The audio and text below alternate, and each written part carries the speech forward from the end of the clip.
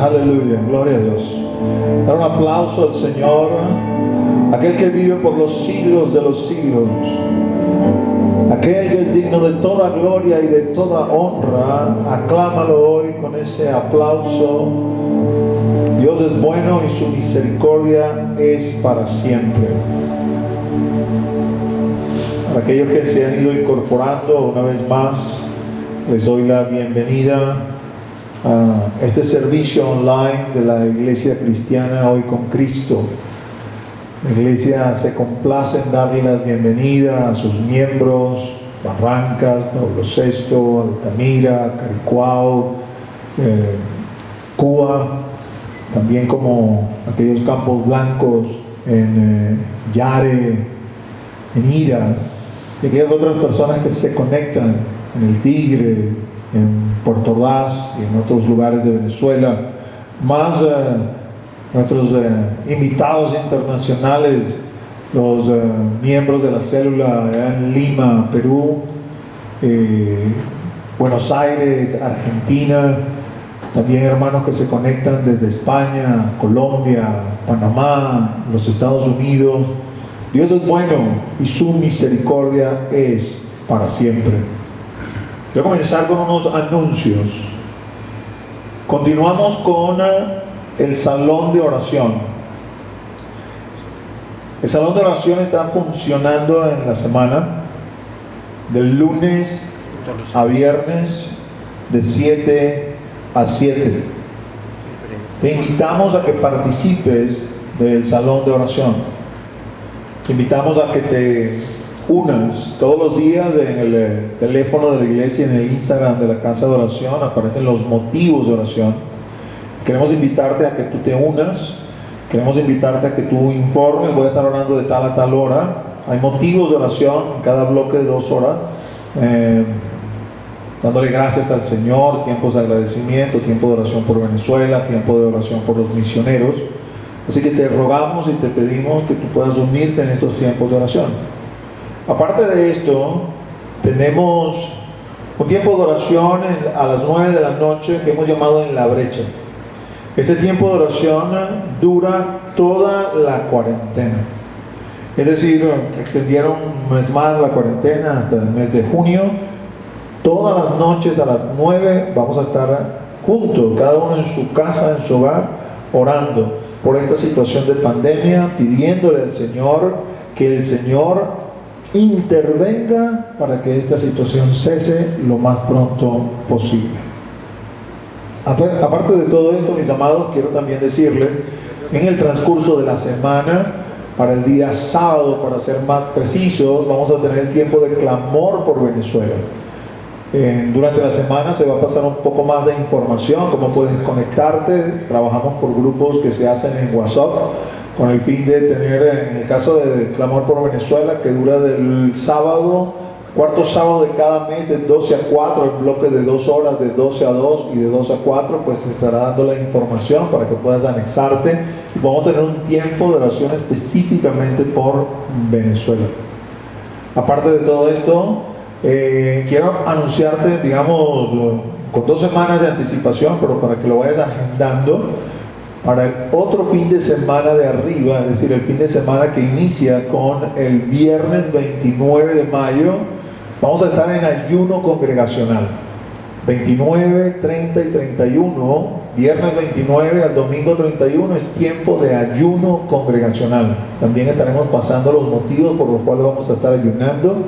Ese domingo en particular vamos a tener Santa Cena aquí en el lugar de la iglesia. Usted lo va a tener allá en su casa, como la hemos celebrado en las veces anteriores. Y durante ese fin de semana, el sábado 30 de mayo, tenemos el encuentro de adoradores. Ese encuentro de adoradores va a ser vía online. Los cupos van a ser limitados. El grupo de trabajo que está organizando todo esto pues ha hecho una propuesta bien interesante. Se le estará haciendo llegar la información. Estate atento. Como los cupos son limitados, en principio van a estar abiertos para la membresía, sea Barrancas, Pablo VI, Altamira, Caricuao o Cuba. También luego para los miembros de los que asisten regularmente y las personas que se nos han ido conectando vía internet, pero debido pues a esta plataforma que vamos a utilizar, los cupos van a ser limitados en esta oportunidad. Estate atento a la información. Y termino este set de anuncios, vamos a llamarlo así. Todo lo estamos haciendo vía online, inclusive la parte de nuestros diezmos y ofrendas, que es propio de nosotros, la membresía de la iglesia. Para aquellos que se conectan, no te estamos pidiendo absolutamente nada. Todas nuestras peticiones son giradas delante del Señor. Él tiene cuidado de nosotros. Si tienes a bien hacerlo, ahí hay información, pero no te sientas de ninguna forma obligado. Ese es un privilegio que tenemos nosotros los miembros de traer nuestros diezmos y ofrendas a la casa del Señor para que nada falte en su casa. Si no tienes esa lámina, te la puedo hacer llegar. Tú la pides a la secretaría de la iglesia y la secretaría de la iglesia te la hace llegar. Inclina ahora tu rostro y vamos a orar antes de iniciar la administración de la palabra.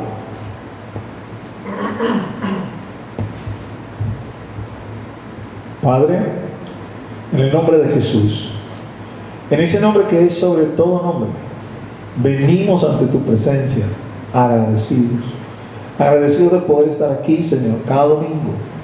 Ya este es el 10º domingo en esta situación de cuarentena y de pandemia que nos permite estar acá, Señor. Y yo te doy gracias porque tú has abierto las puertas para que así se dé, desde el mover de cada uno de los hermanos que asiste acá a la congregación, con el propósito de que esto pueda salir al aire, desde donde venimos, Señor, sea unos permitiéndoles montarse en el metro, sea proveyendo gasolina para que podamos trasladarnos hasta acá. Hemos visto tu mano, hemos visto tu fidelidad, hemos visto que estás en medio de todo esto y por lo tanto con gozo y con alegría cada domingo, Señor. Aunque en realidad el deseo de nuestro corazón sería ver esta sala llena y los hermanos poder compartir juntos en armonía. Igual nos gozamos, Señor, sabiendo que tú estás en control. No vamos a ver el vaso medio vacío, sino medio lleno, y vamos a glorificar tu nombre, que tenemos esta vía por medio de la cual nos podemos conectar y podemos juntos adorar y glorificar. Y ahora te ruego que prepares nuestros oídos espirituales, prepares nuestras almas y nuestros espíritus para recibir tu palabra. Tu palabra no vuelve a ti vacía, sino que en conformidad con el propósito que la envías, tú obras en los corazones. En el nombre de Jesús, amén y amén. A ver, ponme ahí la lámina del mensaje del Padre. Para aquellos que llegan, porque tenemos un grupo de hermanos fieles que siempre están allí, ya conocen esta lámina, pero me gusta repetirlo cada domingo porque tengo la fe que cada domingo se conectan personas nuevas que antes no se habían conectado. Y por eso me gusta explicarles por qué colocamos eso allí del mensaje del Padre, y también decirles que el fulano mensaje del Padre, permítanme usar esa expresión, aunque es un poco corriente, está tomado en base a versículos bíblicos. En ninguna forma, en ninguna manera tenemos ninguna palabra, ningún otro concepto por encima de la Escritura. Llamamos esto el mensaje del Padre porque desde el año 2015 el Padre comenzó a ministrarnos versículos, 4 versículos para ser más específicos, o conjunto de versículos. Del último año nos ministró 2. Uno de ellos lo repetimos 2015-2016, que es el Salmo 27:4, que se ha convertido en el versículo que nos identifica como iglesia, porque la iglesia cristiana hoy con Cristo es casa de oración. Este anuncio que les hacía del salón de oración, donde estamos ahorita orando 60 horas a la semana, es lo que está habilitado, ¿no? Pero quiero decirte, en realidad son más, porque también a las 6 de la mañana, cuando estamos acá en el local, viene un grupo de hermanos a orar aquí de 6 a 7. En realidad son 13 horas de oración diarias para completar 65 horas de oración. Pero nuestra meta, y tenemos tiempos de oración durante el fin de semana, son alternativos y ocasionales, pero ahí están. Nuestra meta es convertirnos en una casa de oración 24/7. Somos casa de oración, y por eso el Salmo 27, versículo 4, es un versículo que nos identifica como iglesia. Posterior a eso, el Señor comenzó a ministrarnos con Romanos 6:22 en el año 2017. Luego en el 2018 con Colosenses 1:10, y el año pasado ministró a nosotros con Filipenses capítulo 4, versículos 6 y 7. Ya para diciembre, terminando el año pasado, puso el Señor en mi corazón: compila esos versículos, resúmelos y preséntalos. Es lo que le he venido hablando a la congregación desde el año 2015. Y ninguno de nosotros sabía qué traía este 2020, más allá del hecho de que tenemos una palabra del Señor que nos sostiene, una palabra del Señor que nos alienta. Desde hace 10 domingos que nos tocó adoptar esta modalidad, comencé y les dije: voy a comenzar una serie de prédicas, no busqué otro título. El título se llama Una Palabra de Aliento, y ese numerito que usted ve al lado de la palabra de aliento, esas son las semanas que llevamos sin vernos aquí en el local, 10. Pero Dios es bueno y su misericordia es para siempre. La palabra de aliento es la palabra de Dios, es la Biblia. Y en cuanto a este mensaje del Padre que nos sostiene, te lo voy a leer. Si quieres explicaciones de esto, puedes buscarlo en nuestra página. Tenemos ahí un e-box donde están todas las prédicas, y también en YouTube están las prédicas donde desde el año 2015 hemos venido explicando estos versículos, hemos ido sacándole todo lo que el Espíritu nos quería revelar, ¿no?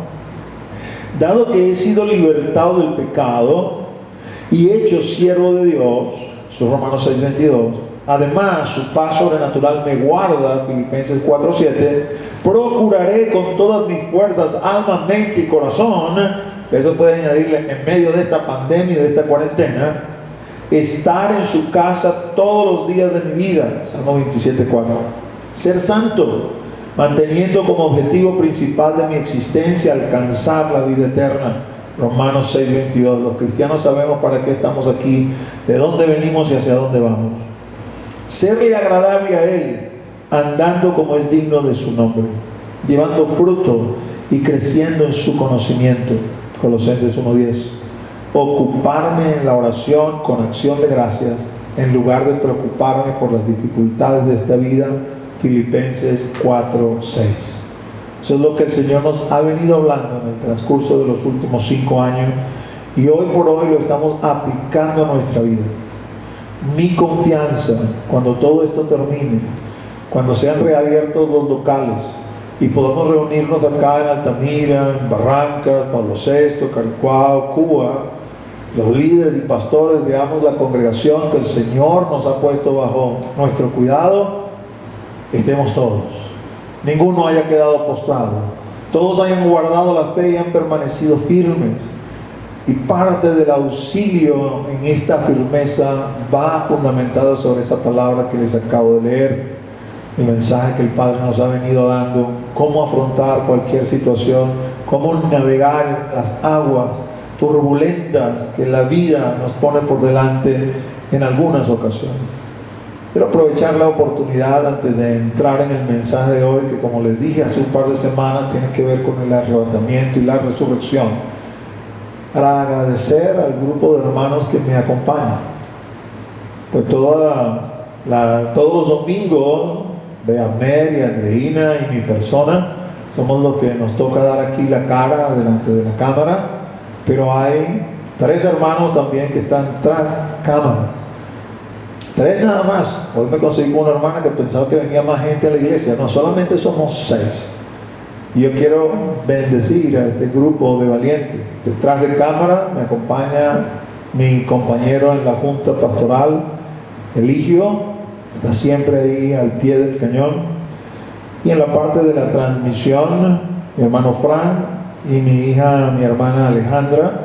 Este grupo de 5 hermanos, hermanas, quiero bendecirles, darle gracias públicamente y pedirle al Señor que les bendiga y les retribuya grandemente el esfuerzo que hacen para estar acá cada domingo, para que podamos llegar a ustedes a través de esta transmisión.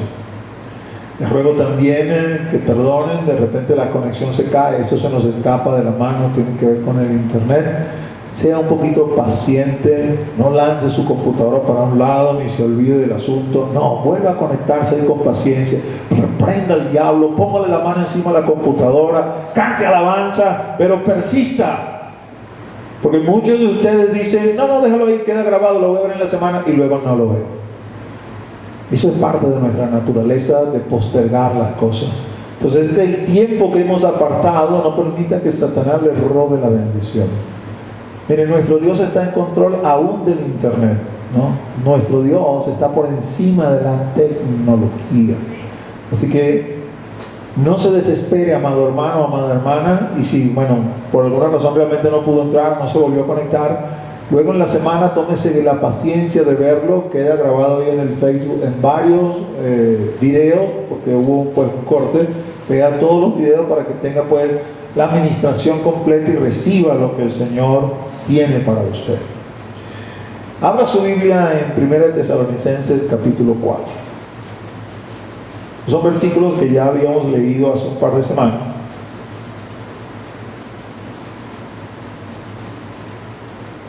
Y quiero iniciar con eso en la mañana de hoy. 1 Tesalonicenses capítulo 4, versículo 15. Por lo cual os decimos esto en palabra del Señor, que nosotros que vivimos, que habremos quedado hasta la venida del Señor, no precederemos a los que durmieron. Esto es Pablo hablándole a los hermanos de Tesalónica. Y es bien interesante esta porción, la manera en que comienza este versículo 15, porque Pablo no era profeta. Pablo en algunos de sus epístolas se va a definir a sí mismo y dice: yo soy apóstol y maestro. Él no era profeta, pero sin embargo se levanta aquí con una palabra profética en medio de esta carta, que termina siendo finalmente una carta inspirada. Él, al hablarle a los hermanos de Tesalónica, cuando inicia de esta forma, dice: lo que te voy a decir a continuación no lo puedes poner en tela de juicio, porque es una palabra que viene directamente de parte de Dios. Por lo cual os decimos esto en palabra del Señor. Y en el momento que años después se reunieron los líderes de la iglesia para estudiar toda la bibliografía, todas las epístolas, todos los evangelios, todos los libros de revelación, de apocalipsis proféticos que había, y se reunieron en un concilio para decidir cuáles eran libros inspirados y llevarlos a una categoría escritural, porque hasta ese momento lo único que era considerado como las escrituras era el Antiguo Testamento.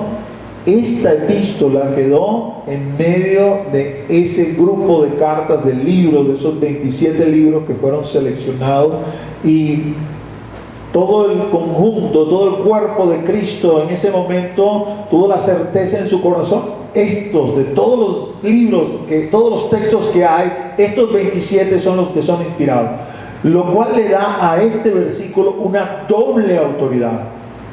Tiene la inspiración dada por Dios para que Pablo escribiera, y la manera en que Pablo la introduce diciendo: aquí te voy a profetizar.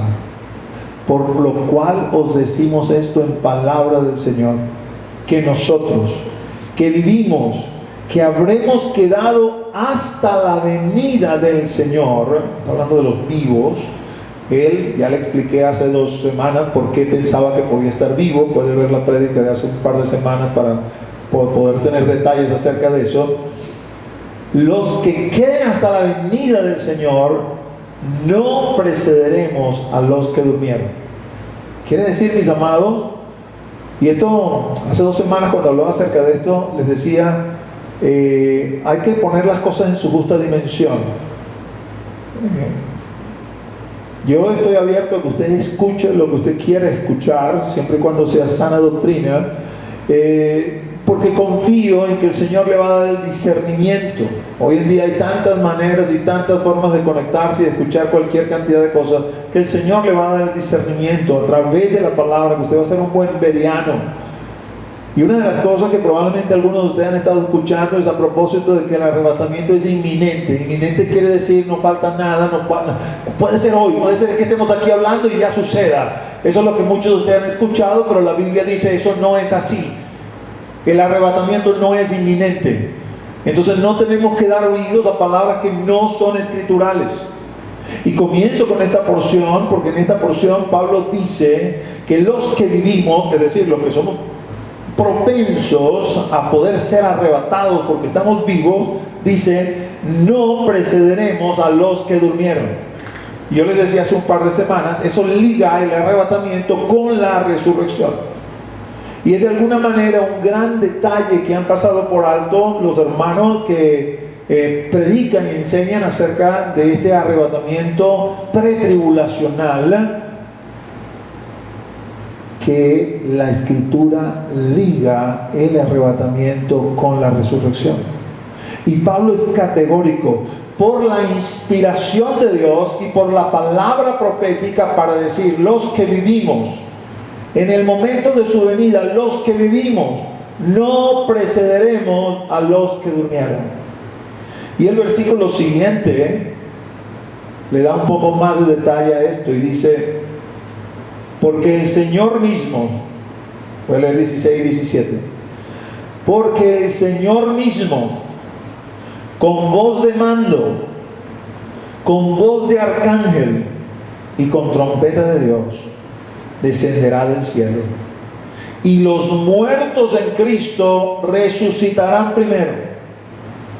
Luego, nosotros, los que vivimos, los que hayamos quedado, seremos arrebatados juntamente con ellos en las nubes para recibir al Señor en el aire, y así estaremos siempre con el Señor. Amados, todos los estudiosos de la escatología vamos a coincidir en que hay un solo arrebatamiento, este que está mencionado acá. Pero no todos, vamos a decir, se toman quizás con la seriedad del caso, permítame expresarlo así, que aquí claramente está ligado este arrebatamiento a la resurrección. Porque los muertos resucitarán primero, y los muertos en Cristo resucitarán primero. Pablo con esta palabra quería consolar a los hermanos de Tesalónica que decían, wow, ¿qué va a pasar? Si el Señor viene ahorita, ¿qué va a pasar con aquellos que murieron? Y Pablo le dice, no va a pasar absolutamente nada. Los que murieron van a ser primero que nosotros. Los que murieron van delante de aquellos que estamos vivos. Los que murieron terminaron su carrera, permanecieron fieles, les aguarda la corona de vida, la corona de justicia. Están mejor que nosotros, que todavía estamos batallando, que todavía tenemos que guardar la fe. Los que durmieron en el Señor ya terminaron sus obras, ya descansaron. Sus obras siguen con ellos para recompensa, pero ya descansaron, ya pelearon su batalla, ya vencieron. No hay posibilidad de que queden postrados en el desierto, no hay posibilidad de que vuelvan atrás, ya arribaron a la meta. Y ahora lo que están esperando es el momento de la resurrección, y junto con la resurrección el arrebatamiento. Ese es el orden que Pablo explica. Y a veces cuando he estado hablando con algunos hermanos pues, que sostienen que el arrebatamiento es inminente, dice, pastor, pero es que si tú hablas así de esa forma, algunas mentes pueden tomarlo desde esta perspectiva. Ok, como hay ciertas señales que no se han cumplido, tengo chance como que por ahí de ir a echarme una canita al aire y después regreso cuando la cosa esté más o menos acomodada. Si alguien piensa así, amado, no es cristiano. Porque uno no es cristiano porque lo van a arrebatar, uno es cristiano porque ama al Señor. Uno es cristiano todos los días, porque el Señor nos puede venir a buscar todos los días. El genuino y verdadero cristiano no está pensando en echarse una canita al aire. El genuino y verdadero cristiano está pensando en tener comunión con Dios todos los días, porque el genuino y verdadero cristiano sabe que el Señor lo puede venir a buscar en cualquier momento.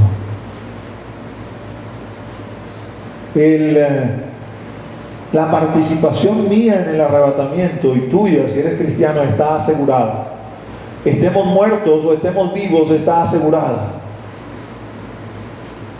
Así que lo que me preocupo no es por el arrebatamiento estando vivo como tal, porque sé a propósito de esto, de que hay unas ciertas señales que deben cumplirse, que si esas señales no se cumplieran de manera tal que en realidad yo pueda decir, ahora sí es inminente y estoy vivo y esto pudiera pasar, Lo que sí pudiera ser para mí inminente es mi tiempo de morirme, es mi tiempo de irme con Él. Y fíjate que en la Escritura, si lo lees con más detalle aquí, esta porción va a hacer énfasis los muertos en Cristo. No todos los muertos en Cristo. Por lo tanto, cuando hablo lo que dice la palabra acerca de esto, no estoy tratando de que se bajen los estándares de santidad. Todo lo contrario, hay que mantenerlos, hay que sostenerlos. Porque voy a estar en uno de los dos grupos, o de los muertos o de los vivos. Y en ambos grupos tengo que mantener los estándares de santidad, porque si muero sin esos estándares de santidad, no seré de los muertos en Cristo Jesús. No sé si me entiendes, ¿no? Para mí realmente el peligro de esta doctrina va en función del hecho que cuando no suceda, cuando no pase, porque no va a suceder, no va a pasar, y los cristianos que estén vivos, porque los que hayamos muerto, yo le pido al Señor, si es posible, si a Él le parece que antes yo me vaya con Él, y en función de saber que quiero morir en Cristo, me esfuerzo cada día y animo a mi congregación y a los que me quieren escuchar a que hagan exactamente lo mismo. No necesitas estar enfermo o ser viejo para morirte. Todo lo que necesitas es que Él dé la orden allá arriba. Si estás vivo, te puedes morir en cualquier momento. Y por lo tanto debemos estar preparados para ese momento, para partir con Él cuando Él quiera, y seamos de esos muertos en Cristo Jesús, porque de todas vamos a participar del arrebatamiento, pero no es inminente, no va a ser antes de la gran tribulación. Y lo que me temo para los que estén vivos, que en el momento de que estén inmersos en la gran tribulación y el arrebatamiento no haya acontecido, comiencen a poner en tela de juicio todo lo que han enseñado. Porque basta que una doctrina no sea cierta, no sea verdadera, para que el enemigo venga a bombardearnos y a tratar de ponernos duda y tela de juicio en todas las demás cosas. Eso es lo que realmente me preocupa. Y si antes quizás no lo había hablado con este denuedo y con esta insistencia, ha sido sencillamente porque por años, después de haber pensado y meditado, creí y dije: Señor, creo que esto va para largo, va para un rato más. Pero pareciera como que las cosas se están acelerando. Pareciera como que las cosas están yendo más rápido, como que el reloj de Dios ha echado a andar. Y pudiéramos quizás vernos envueltos en medio de esta gran tribulación sin ni siquiera esperar que esto suceda, porque la mayoría de la iglesia está esperando el arrebatamiento. Tienen que levantarse voces que digan: amados hermanos, eso no es lo que dice la Escritura. Así sea, para que queden grabadas, de manera tal que cuando estemos en medio de la gran tribulación, en lugar de poner en duda, en tela de juicio todo lo que te enseñaron, única y exclusivamente entiendas: ok, esto no estuvo bien, pero eso no significa que Dios no siga siendo Dios y que Dios no esté en control. Y que tengamos que seguir manteniendo nuestros estándares de santidad, aún en medio de esa gran tribulación. Porque eso es lo que la Escritura enseña, eso es lo que la Escritura dice.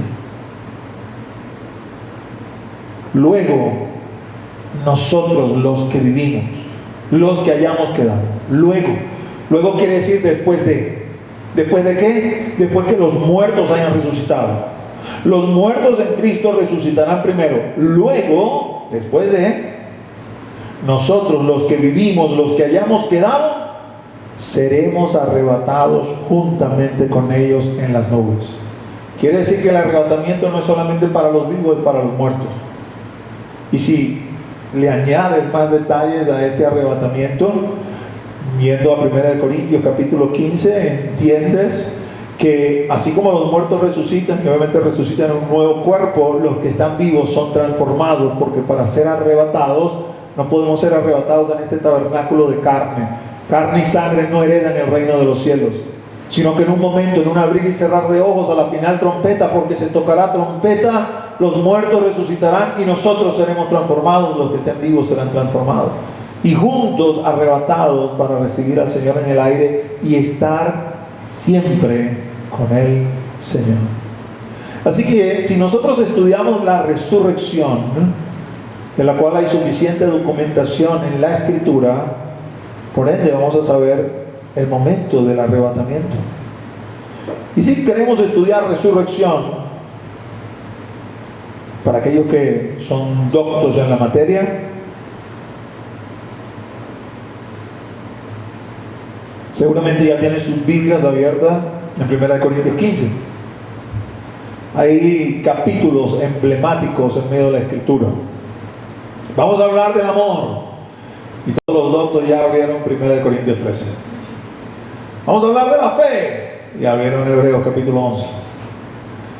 Vamos a hablar de la vida en el Espíritu. Ya tienen la Biblia abierta en Romanos capítulo 8.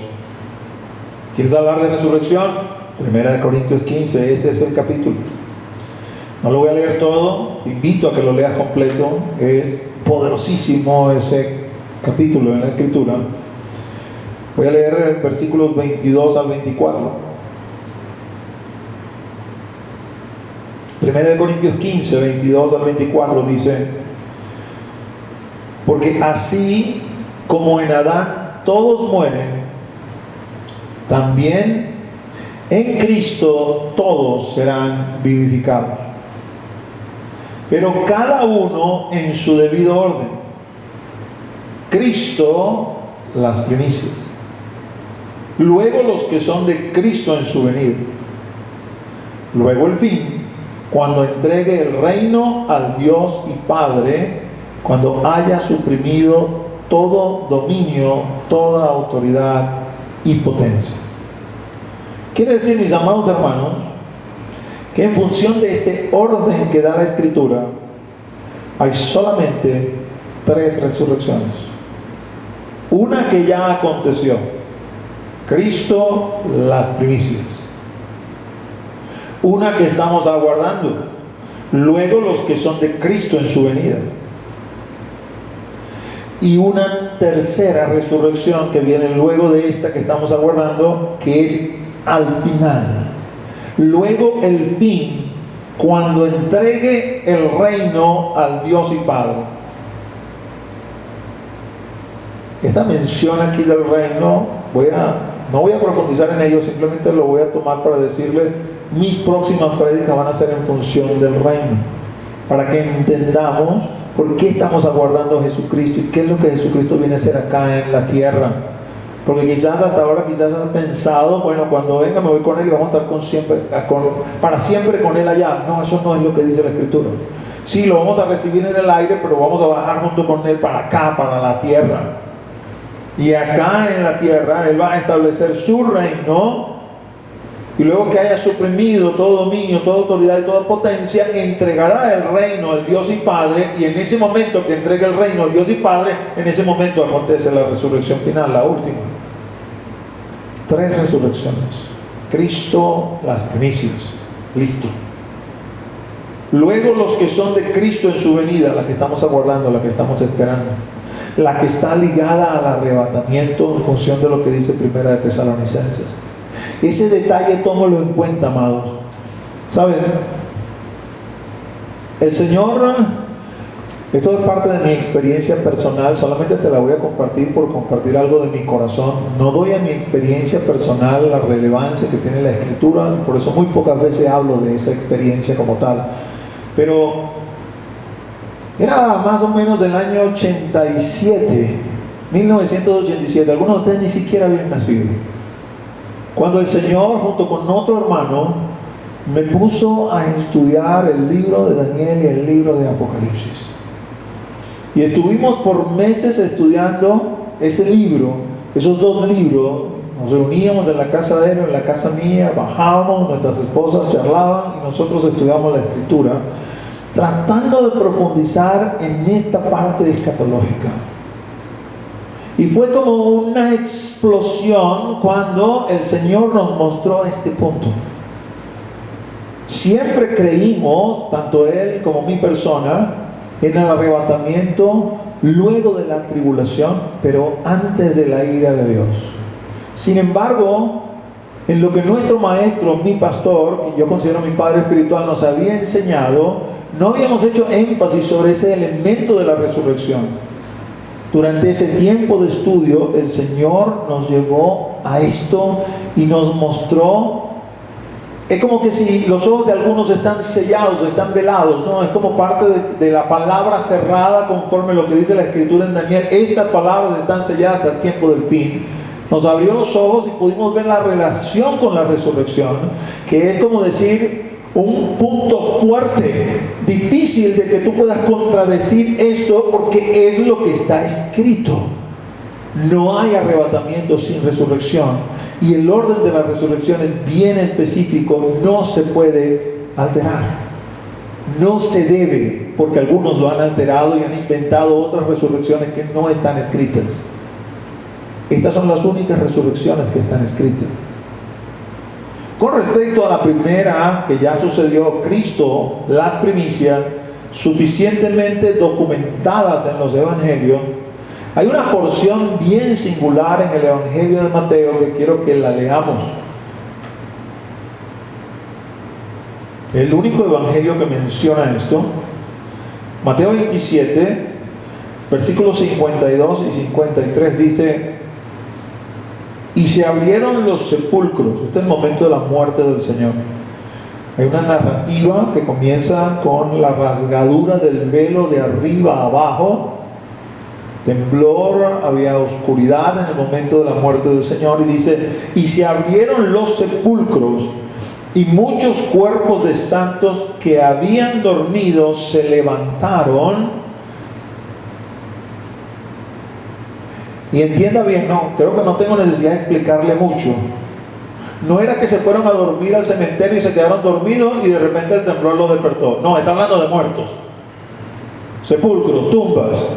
Durmieron porque durmieron en Dios, durmieron en la fe. Cuando la Escritura habla de dormir, no se refiere al alma y al espíritu, se refiere al cuerpo. El cuerpo queda inerte y regresa a la tierra, como si estuviese dormido. Si usted ha tenido la oportunidad de estar en algún lugar con el cuerpo de algún muerto, parece que está dormido, aunque uno sabe que está muerto, ya no tiene vida en sí mismo. Pero eso no es el alma y el espíritu, y el alma y el espíritu va al lugar, y ahí está la parábola del rico y Lázaro para mostrarlo, el lugar que Dios ha preparado para que esté, y allí esa alma y ese espíritu tiene vida. Pero el cuerpo está durmiendo en el lugar donde lo enterraron, en el lugar donde lo pusieron. Así que el relato dice: se abrieron los sepulcros y muchos cuerpos de santos que habían dormido se levantaron, volvieron a la vida, resucitaron. Y saliendo de los sepulcros después de la resurrección de Él. Aquí, mis amados hermanos, yo entiendo que para muchos de ustedes la redacción de la Reina Valera puede ser un poco confusa, pero cuando usted lo analiza y va al español elevado, permítame decirlo así, oculto, que está aquí escrito en la Reina Valera, usted entiende que aunque el relato está todo en un conjunto, la resurrección no sucedió, no aconteció antes de la resurrección de Cristo. Y aunque está en el relato de la muerte del Señor, nos está dando, como decir, un relato completo de las cosas que acontecieron. Dentro de las cosas que acontecieron junto con la resurrección de Cristo fue la resurrección de santos que habían dormido, que también salieron de sus sepulcros, así como salió el maestro de su sepulcro luego de la resurrección de Él, porque Él es el primogénito en medio de los muertos. Estos muertos vinieron a la santa ciudad, a Jerusalén, y aparecieron a muchos. Y luego no hay más referencia de ellos. Uno va a asumir, va a inferir que cuando el Señor subió, pues Él subió con ellos. De cierto te digo que hoy mismo estarás conmigo en el paraíso, le dijo al ladrón que estaba en la cruz al lado de Él. El paraíso está arriba, en el cielo, en el tercer cielo, conforme a lo que luego Pablo nos va a revelar y nos va a enseñar. Pero solamente hay mención de esto. Con la resurrección de Cristo, Cristo es el primogénito en medio de los muertos, hubo resurrección de otros santos, y estos conforman las primicias que fueron presentadas delante del Padre. Esto ya está hecho, ya está resucitado, ya sucedió, ya pasó. Hay debates a propósito de esto, porque esta es la única referencia que hace la Escritura a propósito de estos resucitados.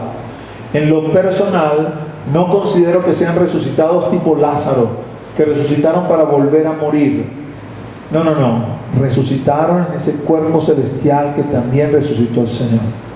Se presentaron, algunos lo reconocieron, y quedó este documento histórico. Para mí la Biblia es un documento histórico, registro de que esto sucedió, de que esto pasó. Ahora, habiendo ya eso sucedido, habiendo ya eso acontecido, aguardamos la primera resurrección. Y hay varias porciones que hablan acerca de esta primera resurrección, pero creo que la más contundente en lo que estamos hablando, en este tema que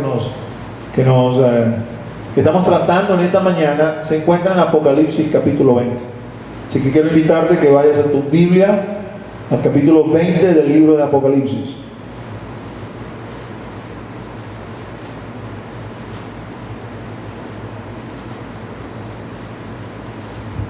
El último libro de la Escritura, con el cual se cierra la Escritura. No hay carta, libro o epístola después de Apocalipsis.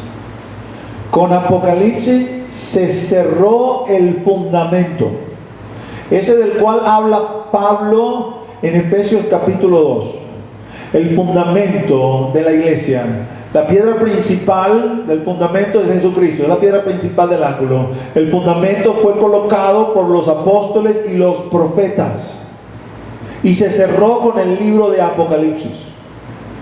Por eso Pablo es categórico cuando dice en la epístola a los Gálatas, dice: si aún un ángel del cielo o nosotros mismos nos apareciéramos con un evangelio diferente a este, el tal sea anatema.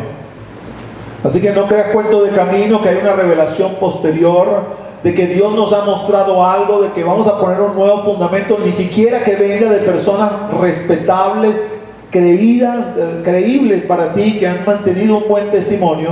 Porque si revisas la historia, muchas de las sectas han surgido de personas de muy buen testimonio, que a cierto punto, muchas veces a causa de soberbia y de engreimiento, se equivocaron y comenzaron a hablar cosas que no están escritas, y argumentaron su autoridad apostólica o su autoridad de revelación para decir que el Señor se los había mostrado y que era como algo nuevo que no había sido mostrado en aquel entonces, porque el mundo no estaba preparado para escucharlo. No. Todo se cerró con Apocalipsis. Todo lo que necesitamos saber ahí está en esos Nuevo Testamento, 27 libros del Nuevo Testamento. No hay más nada que saber, allí está todo escrito, allí está todo revelado. Apocalipsis capítulo 20. Voy a leer del versículo 4 y 5. Versículos 4 y 5. Juan, el apóstol Juan, que escribe esta revelación, dice de esta manera: y vi tronos, y se sentaron sobre ellos los que recibieron facultad de juzgar, y vi las almas de los decapitados por causa del testimonio de Jesús y por la palabra de Dios, los que no habían adorado a la bestia ni a su imagen, y que no recibieron la marca en sus frentes ni en sus manos, y vivieron y reinaron con Cristo 1000 años. Pero los otros muertos no volvieron a vivir hasta que se cumplieron 1000 años. Esta es la primera resurrección. Vamos a desglosar esto para que lo podamos entender. Solamente te leí esos dos versículos por cuestiones de tiempo. Tú puedes leerlo completo, el capítulo, y vas a ver que en los primeros versículos se nos habla que el Señor ha regresado a la tierra y el diablo ha sido atado por un periodo de 1000 años. Él ve esta escena de lo que va a suceder, y luego el Espíritu le muestra otra escena de lo que está sucediendo con la iglesia. Vamos a decir en paralelo con esto que ha visto principio, al comienzo, ¿no? Dice: y vi tronos, y se sentaron sobre ellos los que recibieron la facultad de juzgar. Así que viene un momento de juicio, y los que tienen facultad de juzgar, entre ellos están por ejemplo los apóstoles, al cual el Señor le dice: usted va a juzgar las 12 tribus de Israel, se sentaron en esos tronos para juzgar. Pero luego nos va a especificar un grupo de personas que ven. Y lo primero que quiero señalarte es que dice: y vi las almas. Así que las almas se pueden ver. Basta que Dios abra nuestros ojos espirituales. Recuerden que Juan está en su tabernáculo de carne para que podamos ver las almas. La mención de almas es para indicar aquí que no tenían vida física. No se veían sus cuerpos, pero sí se veían sus almas. Quizás, como te dije hace unos minutos, el pasaje, vamos a decir, bien singular para que tú estudies en este sentido, es precisamente la parábola del rico y Lázaro. Porque el rico y Lázaro, los dos van a morir, con lo cual entendemos que sus cuerpos quedaron enterrados en el lugar donde los colocaron. Pero la parábola sigue para mostrarnos a Lázaro en el seno de Abraham y al rico en un lugar de tormento. ¿Qué es lo que estaba en el seno de Abraham y qué es lo que estaba en el lugar de tormento? Las almas, tanto de Lázaro como el rico. Porque las almas son eternas. Y ahora Juan dice, vi las almas. Decir vi las almas quiere decir veo un grupo de personas que no tienen vida física. Si lo pongo en función de lo que estamos estudiando, de lo que estamos planteando en la prédica de este domingo, es no han resucitado. ¿Y quiénes son estas almas que ve Juan?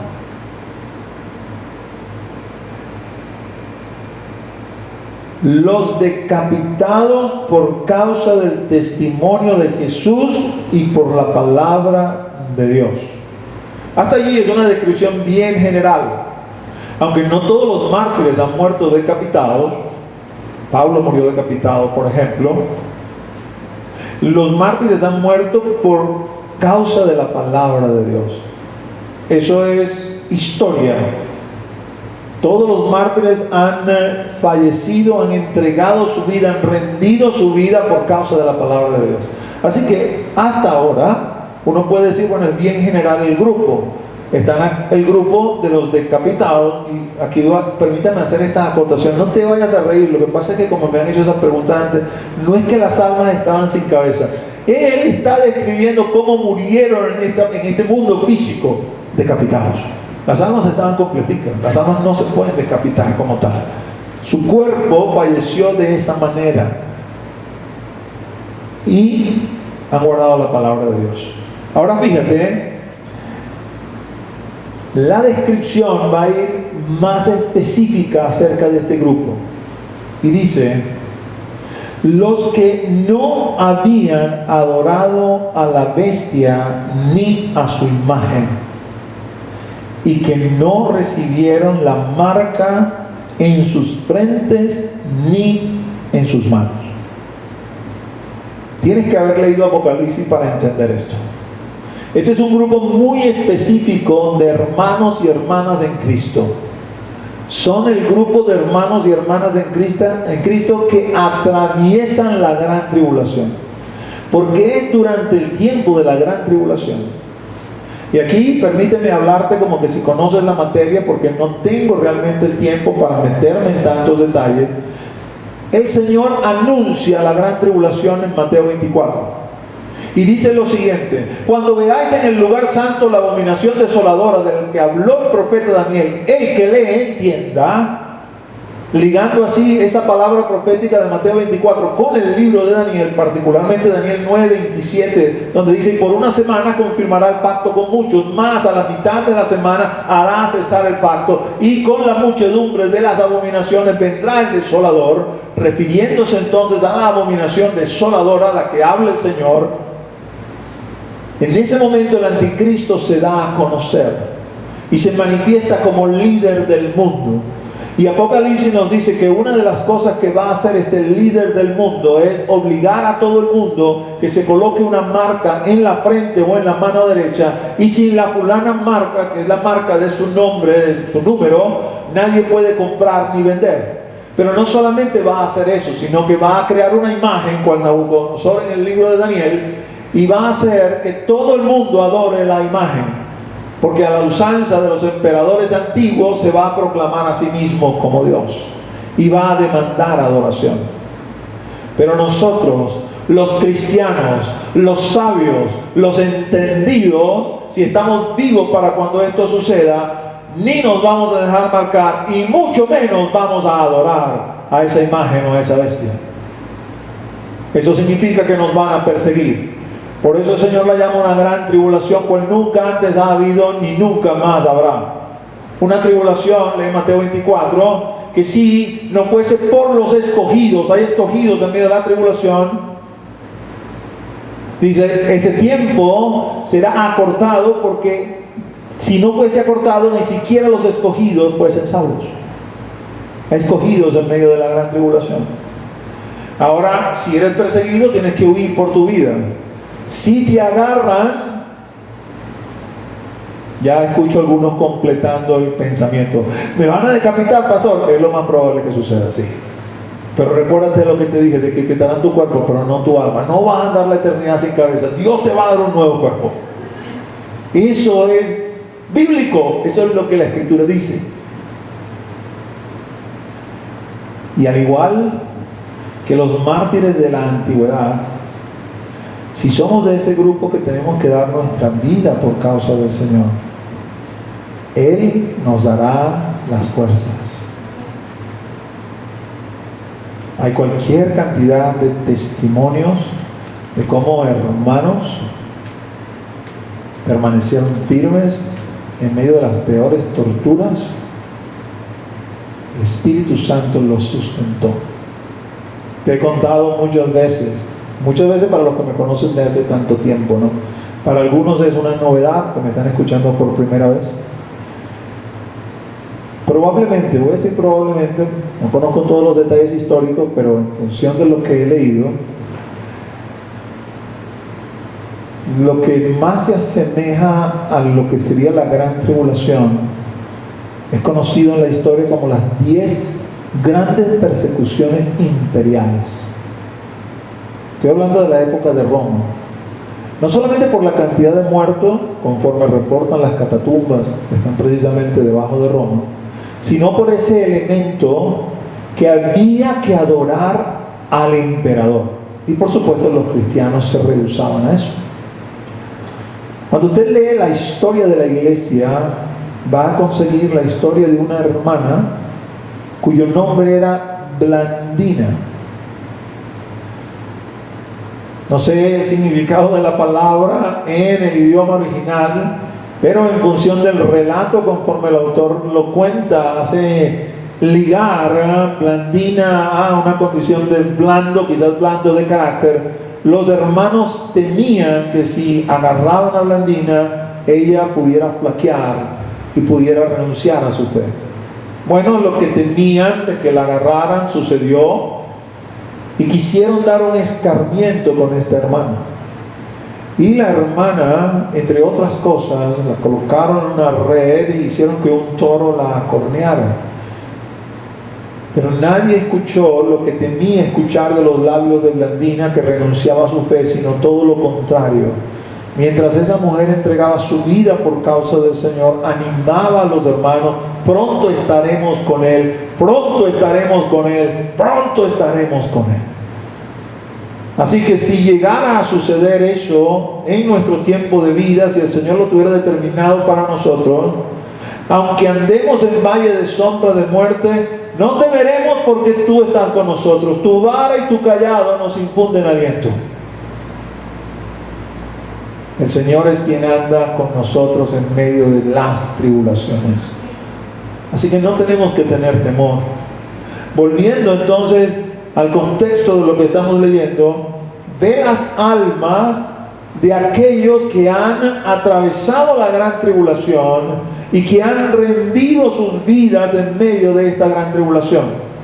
Han sido decapitados por sostener la palabra, por no dejarse marcar y por no adorar la imagen de la bestia. Y fíjense lo que dice acto seguido, luego que describe el grupo de almas que está viendo. Dice: y vivieron. ¡Aleluya! Resucitaron. Eso es lo que quiere decir: y vivieron. Resucitaron.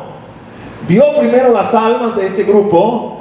Estas almas, dice, son las almas de los decapitados por causa del testimonio. Y luego vivieron. Resucitaron. Y no solamente resucitaron, dice, y reinaron con Cristo 1000 años. Por eso es que hay que hablar del reino, para que entendamos qué estamos esperando y hacia dónde debemos colocar nuestros sueños y nuestro corazón. Porque no es solamente que vamos a resucitar, es que vamos a resucitar y vamos a reinar junto con Él. Pero los otros muertos, es decir, aquellos que no son muertos en Cristo, aquellos que no pertenecen a este grupo decapitados, pero los otros muertos no volvieron a vivir hasta que se cumplieron 1000 años. Quiere decir que hay 1000 años, hay un espacio de 1000 años entre una resurrección y otra. Y luego el apóstol concluye diciendo: esta, la que acabo de escribir, la de las almas de los decapitados que vivieron, esta es la primera resurrección. Usted no tiene que ser un profesor de matemática como yo para saber que si esa es la primera, no hay una antes de la primera. Es decir, aquí estamos hablando o trabajando, vamos a decirlo así, con números enteros, no estamos hablando con fracciones. No es que la de Cristo es la cero que marca, como decir, el inicio de todo, y luego para poder meter el arrebatamiento inminente, como está ligado a la resurrección según Tesalonicenses, y no puedes desmarcarte de eso, entonces vamos a meter una a la mitad. 0,5 la del arrebatamiento y luego una esta que está aquí, la primera resurrección. No, después de la de Cristo primicia, viene las que, de los que murieron en Cristo, la primera resurrección. No hay una antes de esa. Y esto, mis amados hermanos, es vamos a decir, un candado que pone la palabra. No sé por qué en el año 1830 el hermano que por primera vez introduce este asunto de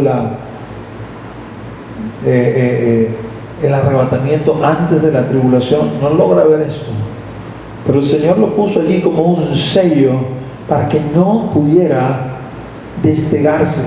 Y cuando usted revisa los escritos de los antiguos, usted se consigue los apóstoles, los padres apostólicos, los padres de la iglesia, todos seguían la misma línea, todos hablaban el mismo idioma, todos sabían exactamente a qué el Señor nos había llamado. Pero a cierto punto cambió. Quizás tenía que cambiar para que de alguna manera pudiera cumplirse lo que dice la Escritura, ¿no? Cuando el Señor venga será como en los tiempos de Lot y como en los tiempos de Noé. No voy a hablar ahorita de violencia, ni voy a hablar ahorita de homosexualismo. Voy a hablar que la Escritura enfatiza allí cuando dice el tiempo de Noé y el tiempo de Lot, que la gente estaba normalita viviendo su vida, casándose y dándose en casamiento, sembrando, comprando, y vino y no se dieron cuenta. Quizás también para que se cumpla lo que dice la Escritura en Mateo 25. Hay 5 vírgenes insensatas que no pusieron reserva de aceite en sus lámparas. Y cuando se escuchó el grito, viene el esposo, no hubo manera de que encendieran nuevamente las lámparas. Tuvieron que ir a comprar aceite y cuando regresaron el esposo ya había entrado y no las dejó pasar. No sé exactamente por qué esta doctrina cobró tanta fama y se difundió tanto. Pero no es la doctrina escritural. La doctrina escritural es esta que estamos leyendo. Es decir, no hay arrebatamiento sin resurrección. La resurrección que estamos esperando, que es la primera, conforme a lo que dice Apocalipsis 20, incluye a los mártires que salen de la gran tribulación, los decapitados por el testimonio de Cristo, porque no se dejaron marcar, porque no adoraron a la bestia. Brevemente te leo para que tengas una referencia de la segunda resurrección, la que acontece luego de esos 1000 años. En ese mismo capítulo, Apocalipsis 20, en el versículo 12, ya en un juicio delante del gran trono blanco, como lo llama el apóstol, dice: y vi a los muertos, grandes y pequeños, de pie ante Dios. Los libros fueron abiertos y otro libro fue abierto, el cual es el libro de la vida. Y fueron juzgados los muertos por las cosas que estaban escritas en los libros según sus obras. La segunda resurrección, donde toda la humanidad se levanta, toda la humanidad se pone en pie, toda la humanidad, permítame hacer quizás un chiste malo, quizás pensará usted, deja el país de los acostados para volverse a poner de pie, pero para ir a juicio delante de Dios. Y allí se abren los libros y hay juicio delante del gran trono blanco. Si tu nombre no es hallado en el libro de la vida, irás a lo que la Biblia llama la muerte segunda, el lago que arde con fuego y azufre. Ahora, para nosotros la iglesia, para aquellos que murieron en Cristo, para aquellos que estando vivos fueron transformados y fuimos arrebatados, para nosotros no hay juicio delante del gran trono blanco. Para nosotros la muerte segunda no tiene potestad sobre nuestras vidas. Y esa es, digamos, la gran promesa, bendición, ventaja que el Señor le ofrece a la iglesia. Entrega y sacrifica tu vida por mí. Lo que yo te ofrezco a cambio, lo que yo te voy a entregar a cambio, va a sobrepasar con creces todo lo que pongas delante del altar. Porque cuando finalmente esta historia se acabe, se termine en función de los planes que yo tengo determinados, y es más breve de lo que nosotros pensamos en este instante, en este momento 2020, se va a poner de manifiesto que mi ofrecimiento, que mis recompensas, que mi reino es muchísimo más grande y vale muchísimo más la pena que cualquier otra cosa. Nosotros, los que participamos en la primera resurrección, no vamos al juicio delante del gran trono blanco. No tendremos el temor de enfrentarnos delante del Padre y de poder ser echados en el lago que arde con fuego y azufre. No, Señor, ya hemos sido redimidos y ya estamos gobernando con Cristo. Voy a pedir a los músicos que pasen, y mientras van pasando, quiero invitarte a que vayas a Mateo 24. Mateo 24.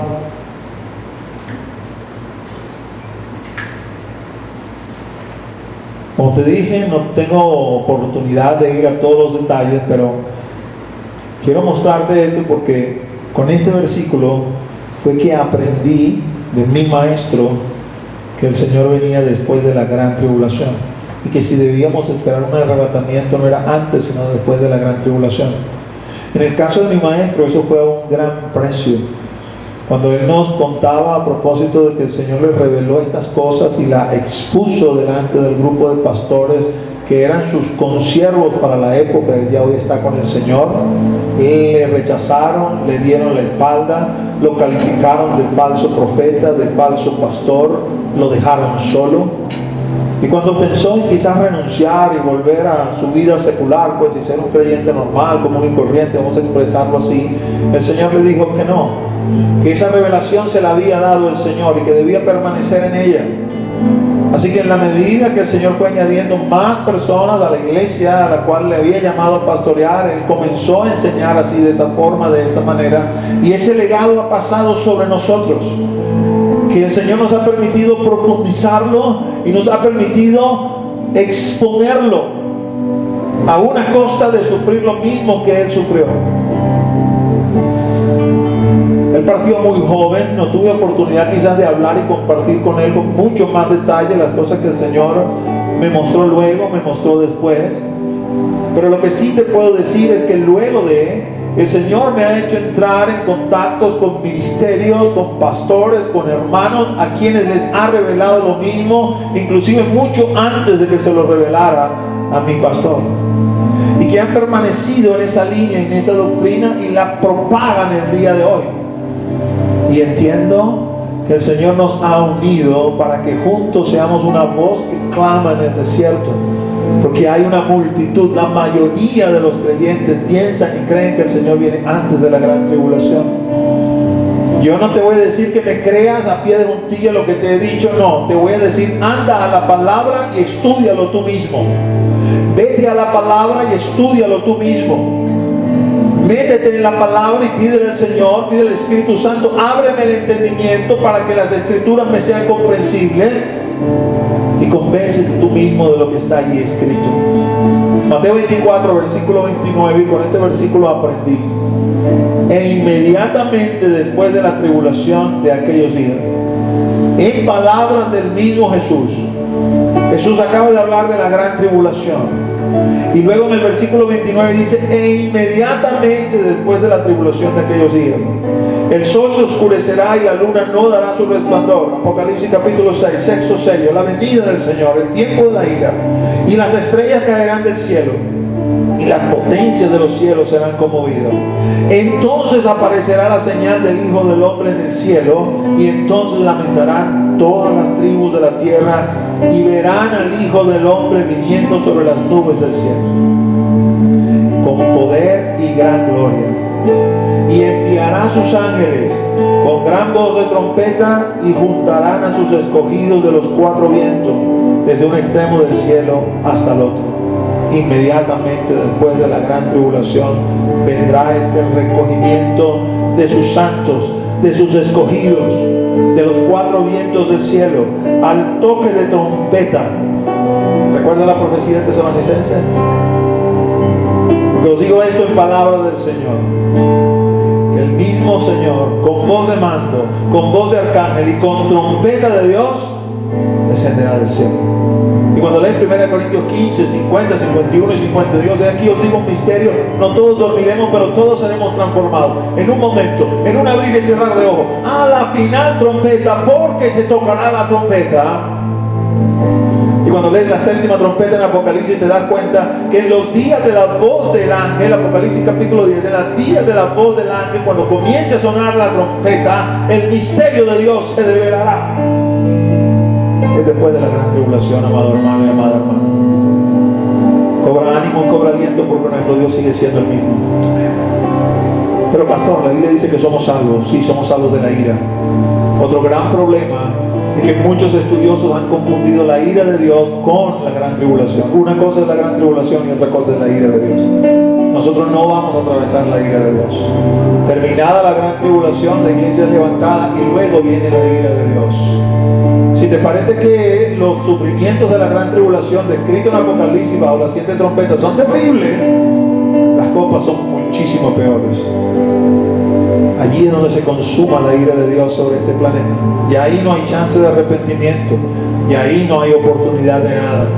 Toda oportunidad terminó al finalizar la gran tribulación. Inclina tu rostro y vamos a orar. Padre, en el nombre de Jesús, nombre que es sobre todo nombre, venimos ante tu presencia en esta tarde, esta mañana aún, Señor, y te ponemos, mi Dios, Señor, todo esto que hemos estudiado, mucho material, mucha palabra, mi Dios. Espíritu Santo, vivifícala e impártela a los corazones. Esa palabra que necesita, esa palabra que viene de lo alto, transforma ese logos en un rema que impacte el corazón, que vivifique a cada uno de los que están escuchando. Porque sé que hay algunos que están bien plantados, que están bien firmes, Señor, pero hay otros que están cojeando, Señor, o hay otros que están completamente caídos y necesitan que tu palabra venga a vivificarlos, Señor. Necesitan que tu palabra venga a ministrar a sus almas y a sus espíritus. Necesitan escuchar la voz del Espíritu que le diga: levántate tú que duermes, y te alumbrará Cristo, para que vuelvan a la senda, para que vuelvan al camino. Porque tu venida se acerca, porque es tiempo de levantar las manos paralizadas, Señor. Es tiempo de recoger aquello que se está desviando del camino. Es tiempo, Señor, de retomar la senda. Tu palabra nos anima, tu palabra nos alienta, Señor. Hoy en estos tiempos de pandemia estamos viendo, Señor, una de las señales cumplirse, Señor. Tu palabra dice que antes de tu venida habrá pestes, y esta peste ha tocado al mundo entero, Señor. Es una pandemia a nivel mundial, Señor. Presagios, Señor, de tu venida. Un mundo de alta tecnología, un mundo altamente civilizado, un mundo, mi Dios, que se precia de ser más de lo que realmente es, totalmente paralizado por un enemigo invisible, Señor. Un enemigo que no logra ver, Señor. Un enemigo a quien toca, Señor, lo pone en riesgo de muerte. Eso muestra nuestra fragilidad, Señor, y que dependemos de ti, Señor. Pero aún así hay corazones endurecidos que no levantan su mirada hacia ti, que no ven tú, mi Dios, tu mano en todo esto, haciendo un llamado de atención. Vuélvete, vuélvete, oh creación, a tu Dios, porque yo te creé para mí, porque yo te creé para que te deleitaras en mí. Aún en medio de tu iglesia, Señor, no vemos, Señor, que todos se vuelvan hacia ti, Señor, y muchos están, Señor, quizás holgazaneando en sus casas, Señor, en lugar de aprovechar este tiempo de retiro espiritual, de meterse más contigo en oración, en lectura, en ayuno, en profundizar en el conocimiento de tu persona y de tu palabra. Espíritu de Dios, avívanos, que esta palabra que hemos hablado tú la puedas vivificar. Tu palabra dice que es como martillo que quebranta, que es una espada de doble filo que penetra lo profundo, pero para traer vida para traer vida. A nosotros los creyentes para traer vida. Destilamos olor de vida por donde quiera que pasamos, dice el Señor. Así que te ruego que te pasees en esta hora, aquí en esta sala, en los lugares donde están todos reunidos, allí en sus hogares, Señor. Paséate en esta hora tocando, avivando. Paséate en esta hora avivando el fuego. Hay aquellos que han hecho como Jeremías, Señor, y que han dicho no hablarán más, no se moverán más, Señor, pero hay un fuego en sus entrañas que no pueden resistir. Oh, caliente este fuego 7 veces, Señor, para que tengan que pararse, para que tengan que levantarse y moverse, Señor, a hacer lo que tú les has llamado a hacer, a trabajar para ti, mi Dios, a anunciar las buenas nuevas del reino, Señor, a traer vida para otros con su palabra y su oración, en el nombre de Jesús. Aleluya. Vamos a adorar al que vive por los siglos de los siglos. Levanta tus manos hacia el cielo en adoración y en bendición delante de Él. Oh, gloria, gloria, gloria. Tú eres digno de adorar. Sí, Señor. Exaltado en las naciones, Digno de adoración y de exaltación. tu nombre para siempre será. Jesús, Jesús, solo en ti está mi salvación. Nombre sobre todo nombre. Amamos y te exaltamos, pues solo tú eres digno, Jesús. No hay otro nombre dado a los hombres que Jesucristo, el amado de Dios. Y te adoramos, Sí, Señor. y te exaltamos, Sí, Espíritu Santo. pues solo tú Oh, fluye. eres digno, Jesús. Impacta los corazones. No hay otro nombre dado a los hombres que Jesucristo, el amado de Dios. Jesús,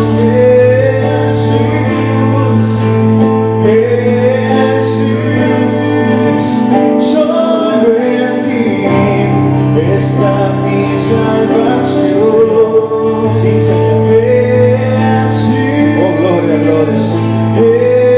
Jesús, Aleluya. solo en ti está mi salvación. Padre, en el nombre de Jesús, en ese nombre que es sobre todo nombre, nombre sin igual. No hay otro nombre dado a los hombres en el cual podamos ser salvos. No hay otro nombre con el cual podamos dirigirnos al Padre, sino el nombre de Jesús. Que nuestra oración sea siempre para Jesús, para el Rey, para el Señor, para el Padre.